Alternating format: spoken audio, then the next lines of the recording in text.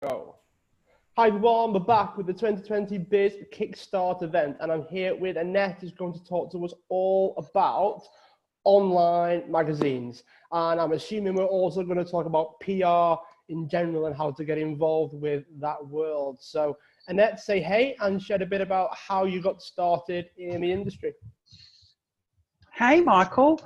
Well, I got started when I was 15 years old and went to do work experience, and I'd always wanted to be a journalist, and the school had secured me a position with a local community newspaper, and I went and did my week, and I went, oh my goodness, I love this. This is amazing. Even though I spent the whole week writing about school fates and lost dogs, it was just like, this is awesome. I get on the phone, I ask questions, I get information, and then I write a story. So I was hooked from there. So I was a print journalist for a long time. You're like old school journalists where you actually did research and checked your facts and, you know, wrote stories from sport to history to business to computers and IT and innovation. I did that for a long time, and gradually moved into corporate comms, because what do ex-journos do? They either move into corporate comms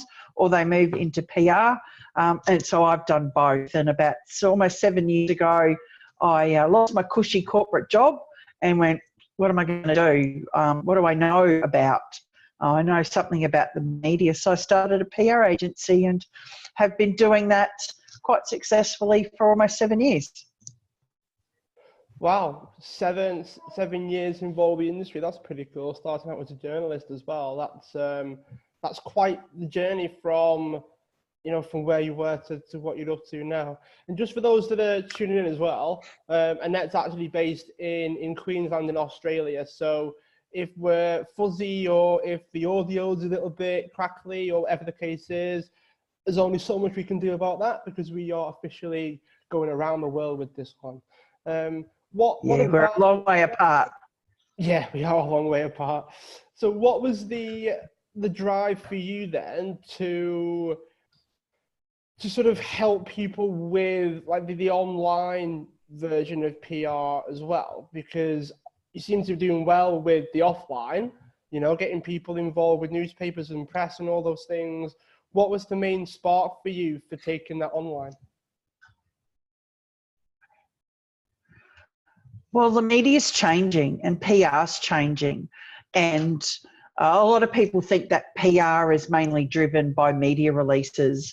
You know, you write a media release, you pitch it out to a journalist, and you hope that they pick it up and you get that earned media position, which is when you get the article in the newspaper. And I was finding that with the state of the media, particularly in Australia, and I will assume that it's probably happening around the rest of the world, is that the journalist turnover was quite huge, and also people are advertising less in print publications, so the editorial departments of most media outlets are shrinking, so you've got less people doing more and it's just not viable. And also too, there's so many DIY PR courses out there that a lot of people are doing their own PR, some doing it really well, some not so well, but journalists are being inundated and hit up with thousands and thousands of media releases. And, you know, like in business, if you don't change and adapt, you die. And I thought, well, people are paying me good money to their profile, to build their profile and to build their credibility and their reputation. What can I do a little bit differently? So I started to look around at what other opportunities there were, and I noticed with the growth of digital media that there are all these magazines, you know, things like Forbes and Inc. and Huffington Post, and I went, well, who are these people who are writing for these publications? And worked out they were just people just like you and me. So I went, well, I'm going to add that service to my agency. So then if people come and say, well, you know, I just want to write, I want to get some good backlinks, I want to be featured in, you know, well-known online publications, then I had a solution for them. And what it also does is it gives me control over the message. So when you pitch a story to a journalist, you, like, once you've pitched it, they've interviewed you, quite often, you know, like, they make mistakes, they rush, they're hurried. Like, for example, I pitched a story last year about Mother's Day. It was an event, it was on a specific date. The journalist got the date totally wrong, spelt the person's name wrong, and it was like the whole idea was to promote the event on this day. So being able to write articles means that I can control the message, I can control the narrative, and I can choose the audience and be more laser focused in how I build that person's profile, rather than crossing my fingers and hoping a journalist finds the story interesting. It's interesting that you say that, because I imagine there's a lot of people that they could be doing their own PR, they could be having an agency do theirs, you could have staff, but they could still be shooting in the dark to a certain extent and hoping that it works, hoping that people say yeah, hoping that the journalist is having a good day and they see their email and all those sort of things that we can't really control, right? Is there anything that you can point to as to how to change that? Because we can get into media, we can get into online magazines, we can do that sort of thing, but if we look at the angle of, okay, if I do pitch, if I do send my article through, if I do those things, what sort of things can you share with us so we don't just shoot in the dark and hope for the best? Well, the number one thing anybody, whether it's PR, whether it's social media, whether it's pitching to podcasts, online publications, whatever your marketing tool is, know who your target audience is. Because there's no point me pitching a story about, you know, business related aspect and pitching it to a women's publication that mainly deals with fashion and beauty, because that, you know, okay, yes, you'll get it published maybe, but your audience is not going to be reading that, and they're not going to pick it up, and they're not going to have any interest in it. So you've really just wasted your time. So number one, understand who your target audience is. What type of things do they like reading about? What type of magazines do they read? What podcasts do they listen to? You know, get a real understanding for them. Like that's marketing 101. And number two is all of these online digital publications have got guidelines. Read them. Go and really understand what it is they're looking for. Are they looking for the pitch to come through as an email? Do they want you to pitch through their online contact form? Do they want you to provide a bio? Do they, you know, so really understand what the rules of the game are, and they make it really, really easy for people because they actually put that on their website. And then even before you do that, before you get to the pitching story phase, is read their publication, get to know, get a feel of their language and their style and the tone and the types of topics and subjects that get really good engagement and really good traction. And then, because, you know, like, it's when you do business with people, those who are really successful are the ones who have developed the know, like and trust. And that's no different for if you're pitching to the media, whether you're doing it through a media release or whether you're sending a story through to an online publication.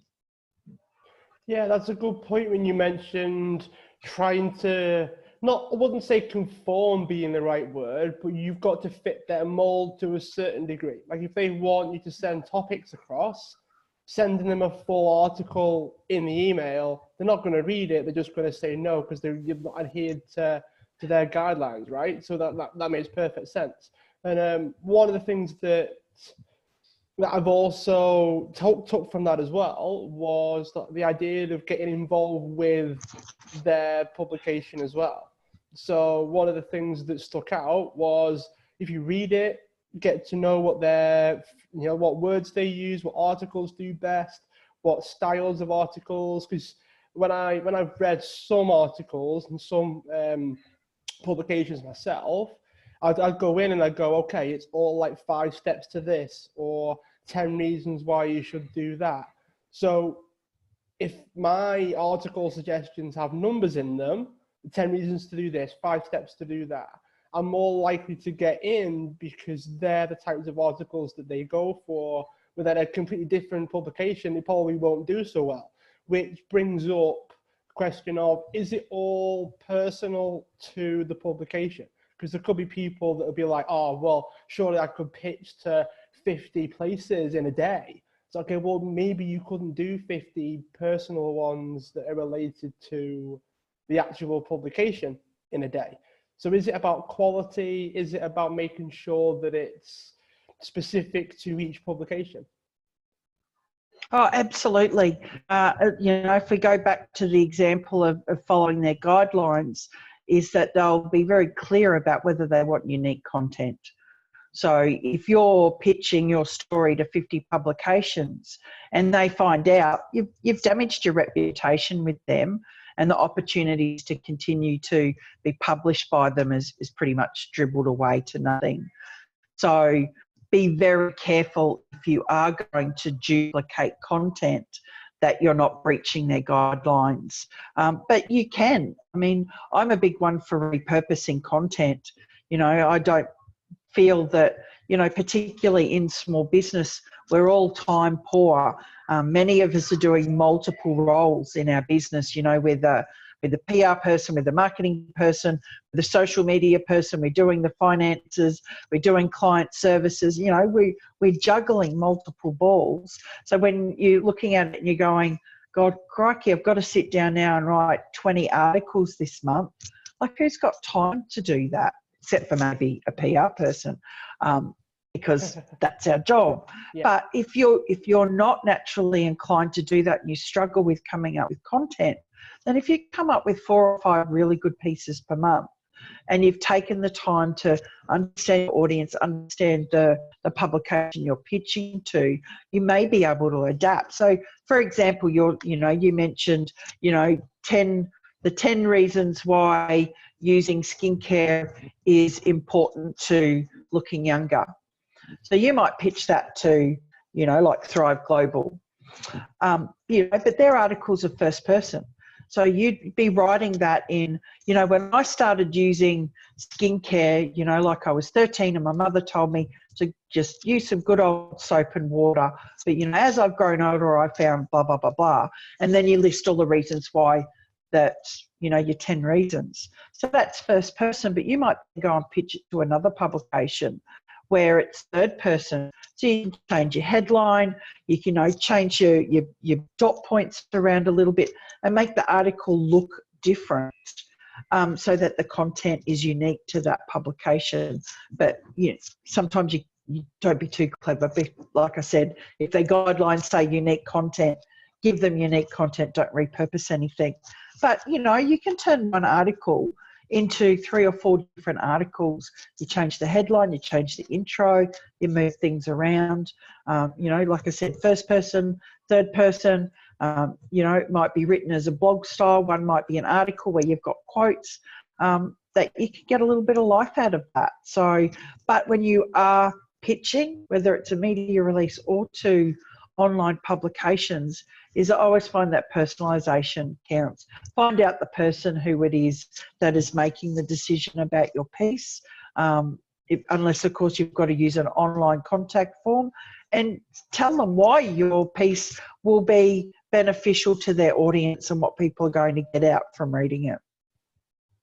Yeah, it's interesting you brought up first and third person as well. Most people won't think of that. Most people just write an article and there you go. It's interesting how that can make a difference in whether or not the article gets chosen. That's quite an interesting bit of information there, to be fair, because most people are used to writing a certain way, like using the same words and writing it in like third person generally, like using a lot of yous and yours and all those things, where some places don't accept that. So yeah, that was pretty interesting.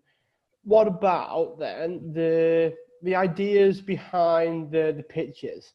So is there a certain guideline that we would use for sending pitches? Is there things that we shouldn't do, things that we should avoid? If we find a magazine that we want to pitch to, we're in front of the form or we're in front of the email, what sort of guideline would you recommend that people go with? I always use the format of introducing myself, what my expertise is, or my client's expertise. So this is my name, this is what I do, this is how long I've been doing it for. A little bit about what the story is about, 3 or 4 dot points. So this is what people are going to get out of reading it. This is what they're going to learn. And then a little bit about what they're going to take away. So once they've read this, they will be able to do ... And again, it depends on the process of pitching. If it's a contact form, you really just have to follow how they might just ask your name, like I did one today, name, email, social media contacts, your bio, an overview of what your business does, and the topic that you want to pitch and what you want to write about. And again, it was like, give me some dot points and tell me what people are going to get out of it. So it's really important to read the instructions. One of my other jobs that I do is write award submissions. It constantly amazes me how people can absolutely spend no time reading a 30, 40 word sentence and totally miss the point of what they're meant to be doing. Same with pitching to online publications. Stop, read it, understand it, because at the end of the day, it doesn't matter what you write. If you misread the instructions, you're going to go straight to the bottom of the list, or they're just going to go, delete, sorry, buddy, not interested. So, yeah, that's the format that I use. Tell them who you are, tell them why you're an expert, and tell them what you're going to give them. Sounds good. Is it that simple? I mean, is it that kind of basic? Because there'll be people watching or listening that will really, really, really overthink this, and they're probably sat thinking, surely there's something more special than that. But is that the case? Michael, it does never ceases to amaze me how people overthink the simplest of things. And I'm not saying that with judgment. I'm saying that because it is that simple. There is no magic to PR. There's no magic to marketing. It's all about having a message and communicating it to the right audience and understanding the rules. That's probably the most complicated part of PR and marketing, is understanding those rules. But it really is as simple as following the instructions. And the other thing that people overcomplicate, or probably maybe don't spend enough time, is being consistent and being persistent.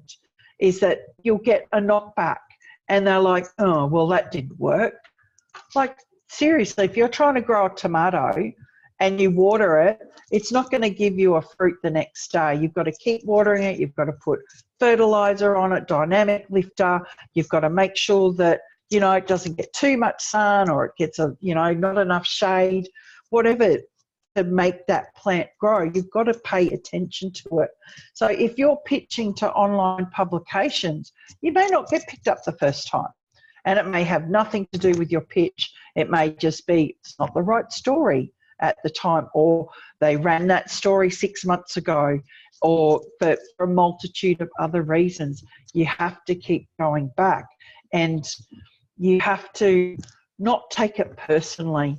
And in small business, like when you work for someone, you go, you pick up your paycheck, you do your job, you go. All the big decisions really don't matter to you because you're there to get done your little piece of the puzzle. But when you're in small business, quite often the buck stops with you. Like, you might be responsible for putting food on the table for your family, and, every no is like, an arrow to the heart. But, what I found is, like I've lived a long life. I'm not ready. I sound like I'm ready to kick the bucket.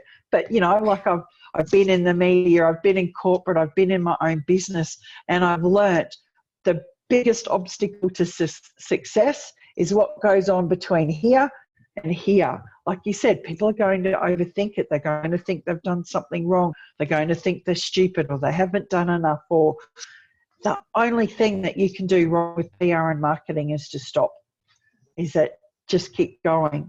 If you remember the movie Finding Nemo and Dory, just keep swimming, just keep swimming, just keep swimming. Don't stop. Nice. I like that. So it does seem like there's a lot that we've gone through already. There's a lot that we can sort of unpick a little bit. But one of the things I am curious about as well is when we start this and we want to try to get in front of them, we want to try and find these places, what are some of the places that we can go to? And I say this as someone that, you know, we all know potentially things like Harrow and SourceBottle, and using Twitter tends to be where journalists hang out. Is it just those places, or is there anything you can think of that maybe most people aren't aware of?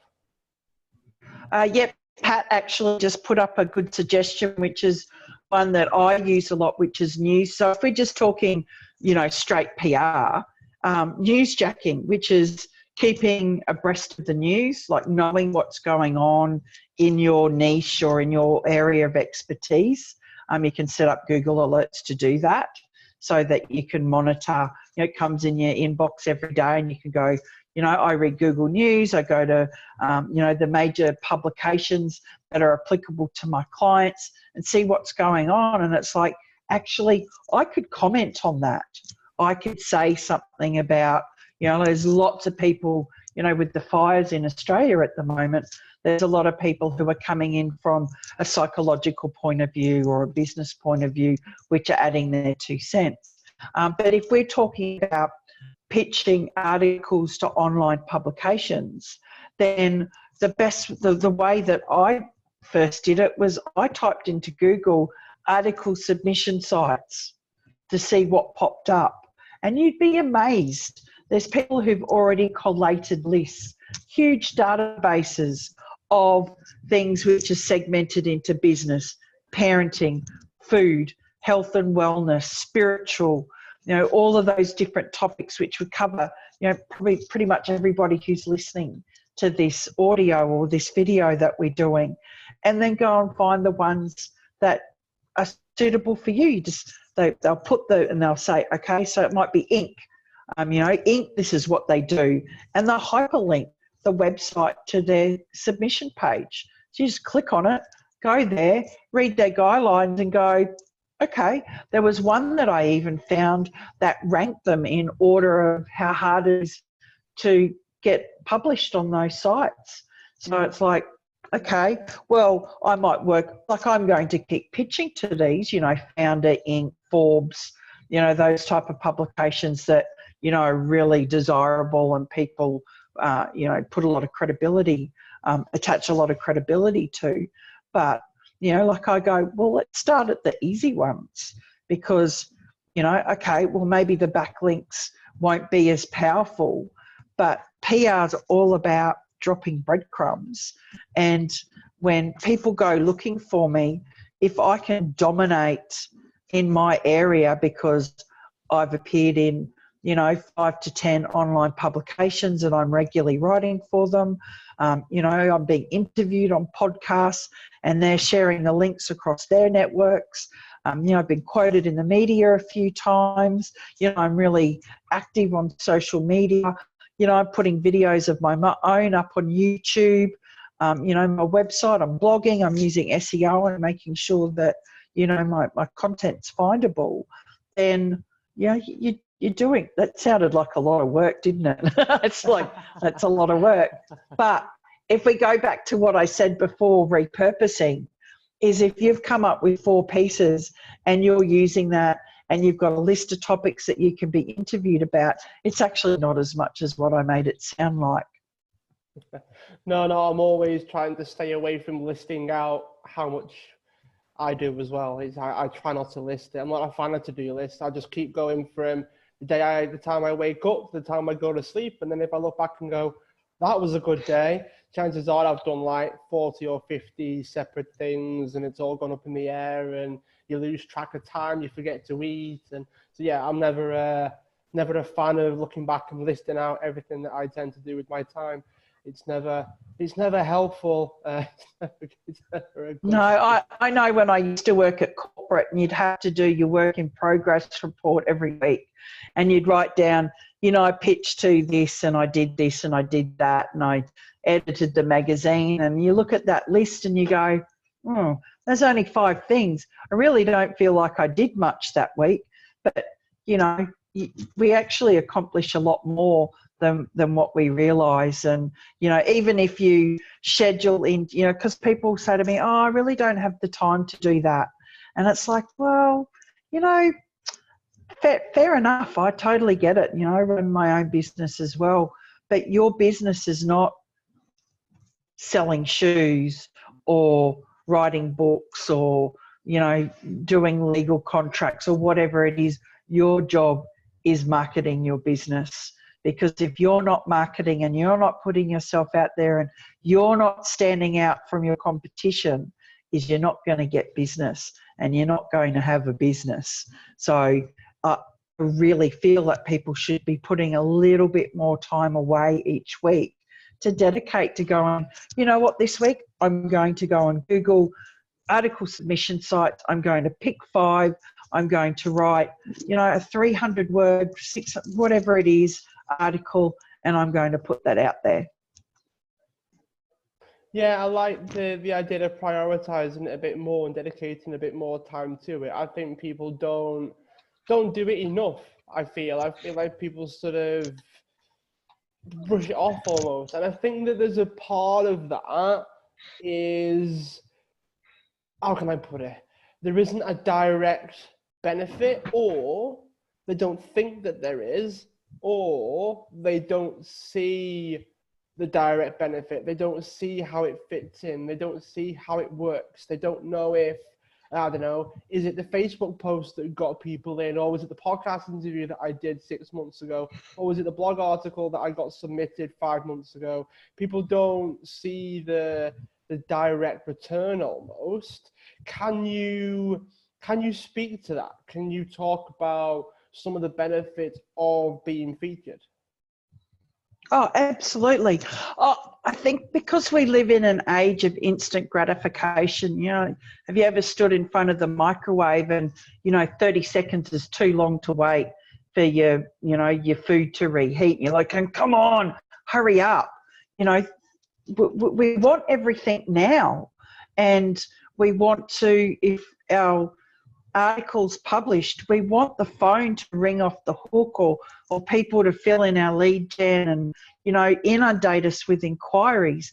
But like, life doesn't work like that, unless of course you're super famous and you only need to walk down the street and you've got these fancy earrings on and everybody wants to know what you're wearing.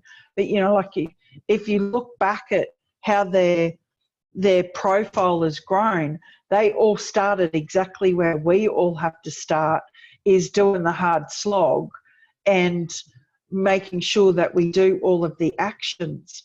And I don't think there's any shortcut to that. And there is no Insta famous, there is no overnight success, there is no, oh my God, look at me, I'm now super famous. Because even those people that are famous did the hard yards. And Malcolm Gladwell, who is one of my favourite writers, writes about that in Outliers and in The Tipping Point.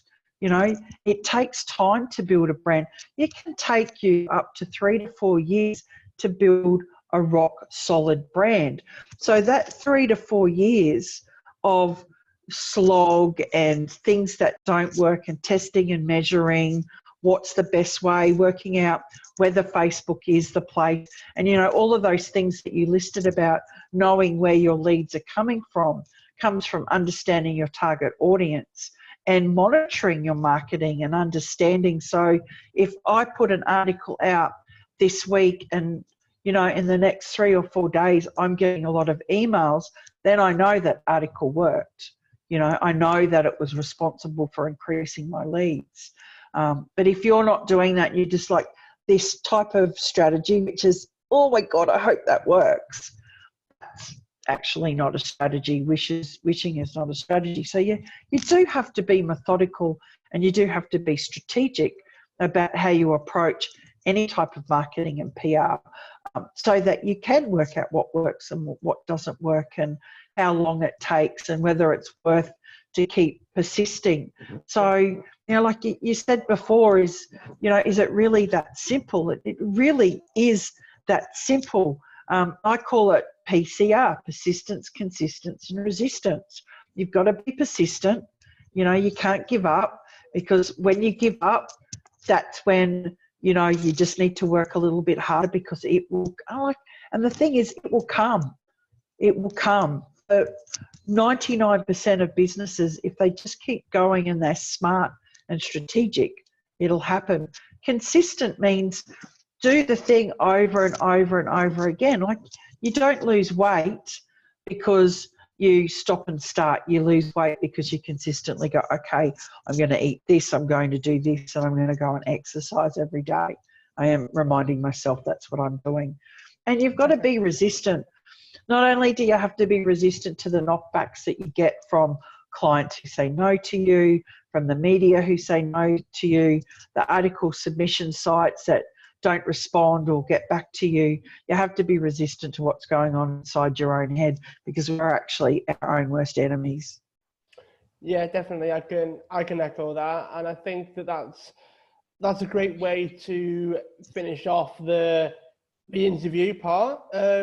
We do have people joining us live, but before we get to potential questions, how can people learn more about yourself, Annette, and what you've got going on? Well, if they are just duck to the side, that way.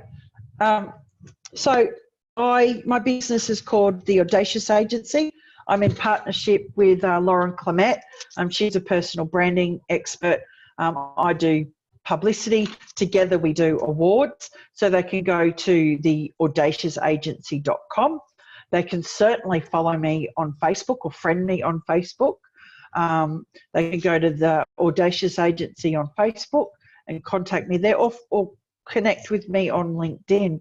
I am, you know, one of the things, you know, like I always remember the Spider-Man movie. You can tell I watch a lot of movies because I quote a lot of movies, but there's real gold in those. Is, you know, Uncle Ben saying to Peter Parker, with great power comes great responsibility. Now, I don't have great power, but I've got the power of the skill that I've developed and I've honed over, you know, like I've been doing this for 35 years. It's like, whew, that's a long time. I know my stuff. I'm an outlier. I've done my 10,000.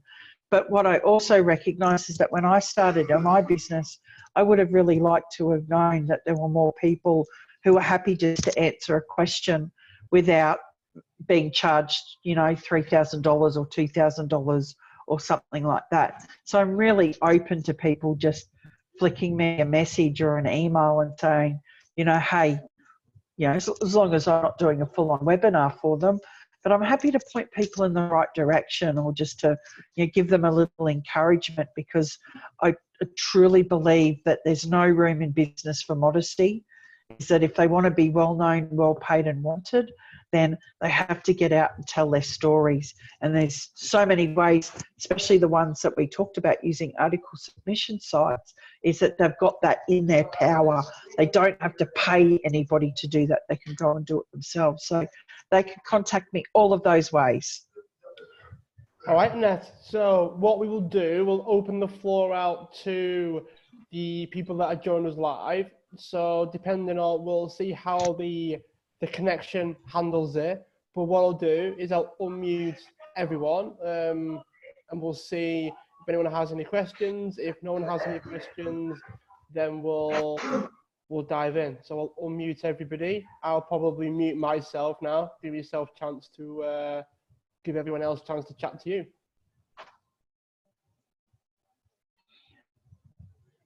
Come on down. Anyone got any questions for Annette? Yeah, I'll begin. I shared with you just recently, I made an approach to Sunday television in New Zealand just recently, and didn't send a media release. I sent a very different presentation style based on what I found out about the producer. So it was kind of a random connection with the producer. I discovered he produced another show that I was on way back in about 2006, and I'm like, oh my God. And then reading through, and so I shared with him some of my history, which is in television journalism, and that it was that had him see me in the light that I wanted him to see me. And he rang me 10 hours later. It was actually 6 a.m. Australia time, 9 a.m. over there.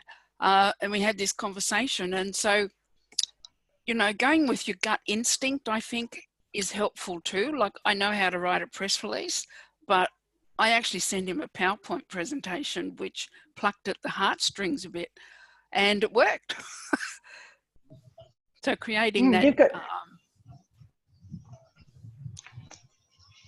working you've got to be prepared. Yeah, you've got to be prepared to yourself on the line. And for a lot of people, that is counterintuitive, because we're told, you know, like me, I grew up in the 70s and 80s, you know, little children are to be seen and not heard. And that kind of carries with you into adulthood, and especially women. You know, you look at women are really just starting to come into their fore now in terms of business and society. So we also have that hindrance of that little voice in our head that's telling us to shut up and stop making a noise and stop being noticed. And if you live in Australia, we then have tall popping syndrome, whereas anybody who's achieving anything amazing is that we try to cut them down at the knees and make them feel terrible for being accomplished and successful. So Pat's example of, you know, I'm just going to put it out there, because really the worst thing that can happen is that they say no, or they don't get back to you, and then you just go next. Or I might try them again in a few weeks and change my pitch up and do something a little bit different. Maybe the person was having a bad day, or maybe they're on holidays and they've come back to 2,000 emails and they've just missed it. You know, it's like sometimes I just go, I'm just deleting them all and starting again. Yeah. One of the ways I've kept myself on the page and stayed in a confident, or mostly confident space, is if I tell myself before I do anything that the worst that can happen is I'm back in the corridor, and the corridor is actually fine. Yeah. So just kind of seeing myself in and out of that space helps to manage some of that process.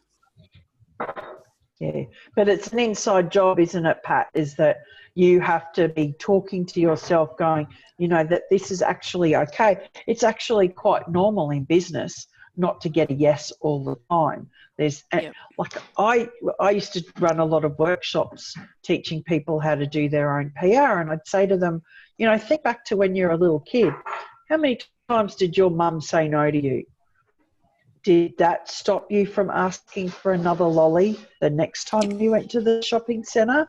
No. Chances are you went for another crack, or you tried something else, or you put on a tanty, or, you know, like you begged, or you're on your best behaviour that day. But that didn't stop us. We were very open to rejection and, you know, just had another go. But somewhere between, I don't know, 10, 14 into adulthood, we've come up with that no is actually a bad word, but it's not. It just means not now, not at the moment, come back, have another go, because maybe next time it'll be a yes. Yes, yeah. I ended up being on a television program over there called Homes. And when I sent out the media release in relation to that, I had no intention of being on that show. So I didn't get what I was seeking, but just the sharing of the media release, it was a mass media release throughout New Zealand, just to all media, all news media. Didn't get what I wanted, but I ended up being for 30 minutes, prime time, with Paul Holmes on his show. And couldn't have asked for, better exposure, for who I was and what I was a stand for. And the thing that I got from that was, gosh, I could have given up because I had 3 or 4 no's at the outset, but I went one more time and boom. Boom. I love that. Yes. Boom. Don't give up. Don't give up. Yes. Yeah. And can I just say, Shalini, you've got, I've actually was trying to get your email today because I wanted to chat. You've got such a unique and distinctive body of knowledge that people need now. I can, so see a whole range of avenues for you to be placing your particular expertise. Yep. I am trying to get manage my tribe, my domestic tribe, and also listen online that witching hour of the day. Yes, I did get your friend request, Pat, and I'd love to connect anytime. Can you Lovely. hear me? I have Yes. unmuted myself. I just didn't want to hit you to all hear the background noise that I have going on at the moment. That's okay. It's fine. Yeah, but I used to be a journalist in a previous life, as Annette knows, but it seems like such a long time ago. And I just wish I had the time, to project how to kind of like show up the way I would love to show up. Glimpses of it come up, and then I just I get caught up with serving my clients. It is on my kind of like my plan to actually have how you engage, you outsource so many things. But I'm 5 years into my business now, and it is now it is that time now where I have to now look at sort of having a shadow voice, and actually having one person who knows me so well that actually can speak for me. Not be me, but from time to time be able to see the opportunities for me and step in for me. Well, if you think about it, I think that's where at that leveling up stage where a business falters, that's where that gap happens, is because we are spread too thin. And I think the challenge is and like you are, and I think the challenge is also is that we live in this small business space where we have all kind of been brought up with, it's all about that personal connection with the business owner, and it feels incongruent when you have someone else write your content for you or help you with your promotional marketing. But if we bring that into perspective and we look at, I bet Richard Branson doesn't write all of his own stuff. Yeah. I certainly know that, our politicians aren't sitting there, the prime ministers or the presidents of the world aren't sitting there penning their 1 hour keynote speech. They've got people doing that. So, if you do have people around you who know you well, or you can help them get to know you well, then, and it may take a little bit of time for you to train that person in your voice and your phrasings and your words, but, a good comms person or a good writer will be able to do that. It just takes time, and we have to be patient with that process. Well, I think the job that, look, you helped me with the awards, which is something I would simply never have found the time to do. And I'm a writer at heart. You know, I speak, the content on my website comes from me. I record it and send it to my VAs, and they literally just transcribe it. So I couldn't have done that apart from the fact writing about myself for something for myself also was a bit of a block. You know, it's really hard to do that, and I came up against that modesty thing. You know, it's really hard to blow your own trumpet, and when push came to shove, I really couldn't do it. And I do want to, like, I even tell my own colleagues who are lawyers, and lawyers are the worst. You know, we can't lift others, and we can't lift ourselves. It's a real struggle to do that, and I'm enormously bogged down in work all the time. So I always think now that I have to wait another 12 months to get over the fact that I actually applied and you helped me. And then the next round happens. But it's getting easier. I know I said Jude's coming to get it from you, and I still can't believe that we pulled it off. It's still like a bit of a surreal dream. But yeah, it is.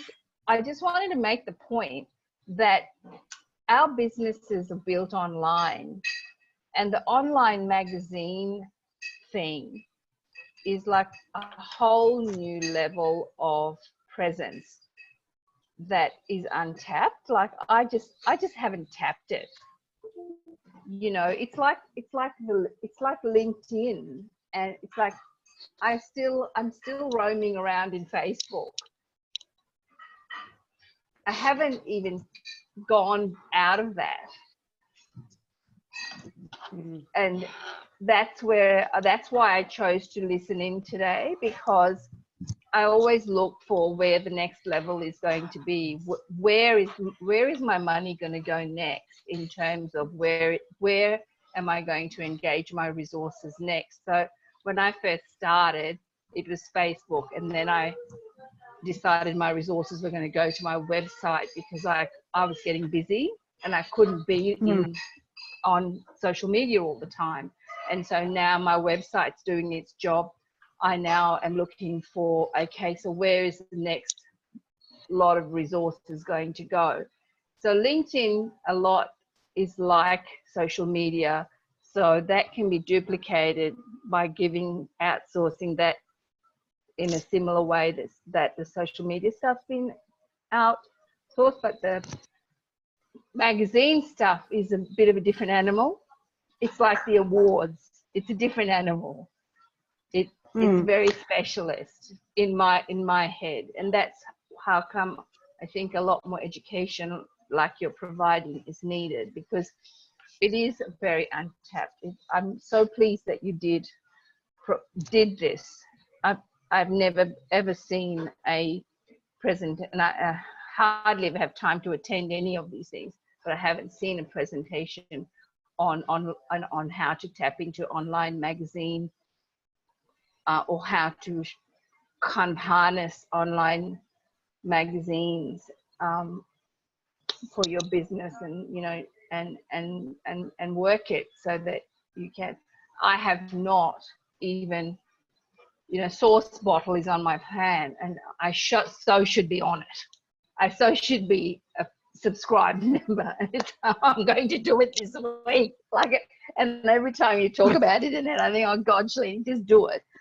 But it's just gets left out, and shouldn't now, because, and you have to kind of like grow. You know, you do grow into things that you're not always ready for everything. So I guess another question would be, is when are businesses, at what point do you start engaging your resources for certain things? Like I would not have looked at this at extreme startup. But now that I have something, now that I have a developed message, because that's the other thing, you know, when you have a developed message and a developed service, whose ears do they need to fall on? Because it's usually those that are going to carry your message further and bring the business back to you. I think that's the other. That's a good question, Charlene, because it's, you know, it's like what comes first, the chicken or the egg. You know, what stage do you factor into these different tools that you have access to? And I guess from my perspective, I totally agree with you. I didn't know. I mean, who knows? You just do it, don't you? Yeah, absolutely. And look, whether you're, you know, a new startup, or whether you're, you know, 2 years into your journey, or whether you're 5 years into your business journey, one thing I know for a fact with a lot of businesses is that people who've come, particularly service-based, is that we're people who have come from a professional background. We've been doing what we do as a job for many, many years, like we know our stuff. And then we start our own business. And then we're all filled up with this worry and concern that we're not good enough. But, you know, this is something that I learned right when I started my business. I went to a seminar, and the guy delivering the seminar said, you know, hands up everybody who's an expert in the room. And, you know, like a few hands tentatively went like that. And my friend, like, elbowed me. I've still got the bruise. And she said, you're a journalist. Like, you know how to help people get in the media. You're an expert. And I'm like, no, I'm not. Like, I just write stuff. And she said, put your hand up. So I put my hand up. And when I stood up to pitch, my idea was, you know, I can teach people how to get in the media, how to get PR. Like, people cheered, because there was a room full of people who had no idea to do it. And, you know, my unconscious competence kind of disregarded my expertise and my skill, because it was just natural and normal for me. And a lot of people in small business do that as well, because they forget that they know their stuff. They're outliers. Like, you're an outlier, Pat's an outlier.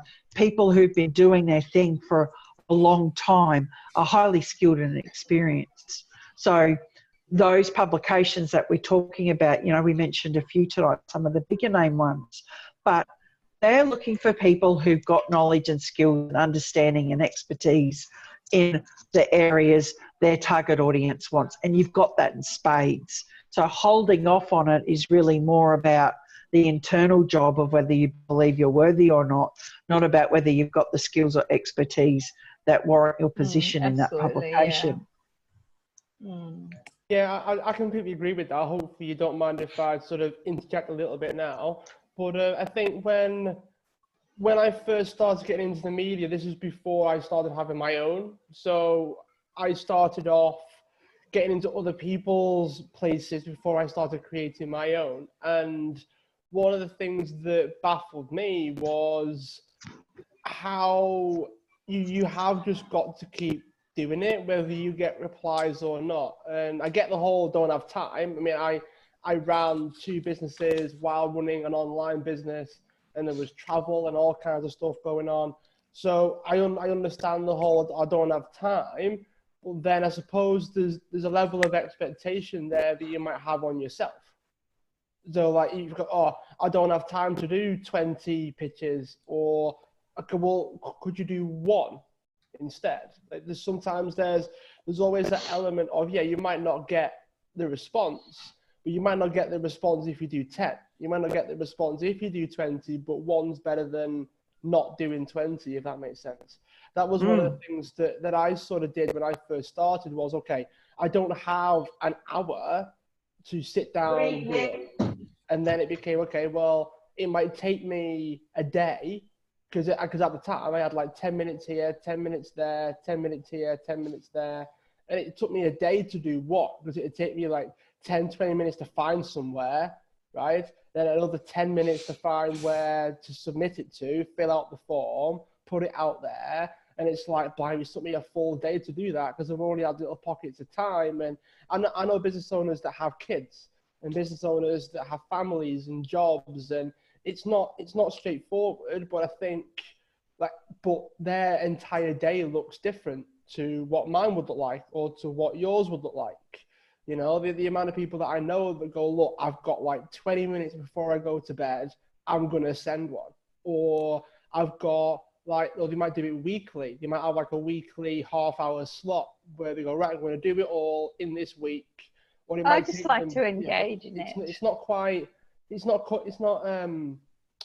a one-size-fits-all thing, is it, when it comes to how to do it all? But I had my personal thing was I had the expectation of, if I can't do it right, I'm not going to do it at all. That was the little voice in my head was, if I don't do a good job, then there's no point in doing it. And that was something that I had to personally overcome before I did any of it.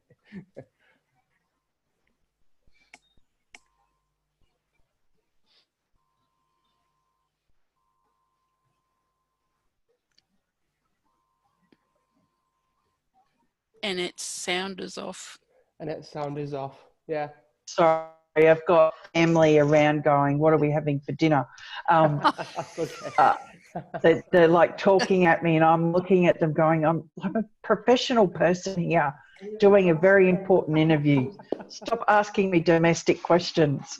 What was I saying? I think like when we say we don't have time, we do. It's just how we prioritize. I mean, we all know this. You know, we prioritize our time.